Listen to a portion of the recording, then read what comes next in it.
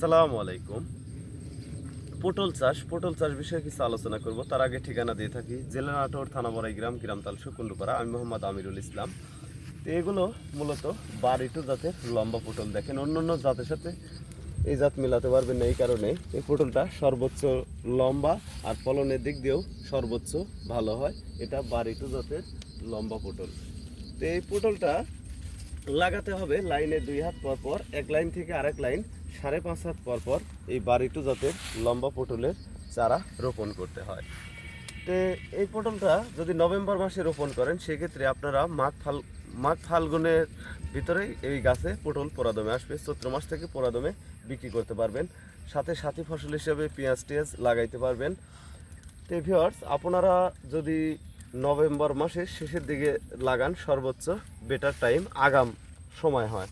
তো আমরা এই বাংলাদেশের প্রতিটি জেলায় এই পটলের লতা থেকে আমরা চারা তৈরি করি। এই চারাগুলি বাংলাদেশের প্রতিটি জেলায় সেল দিয়ে থাকি।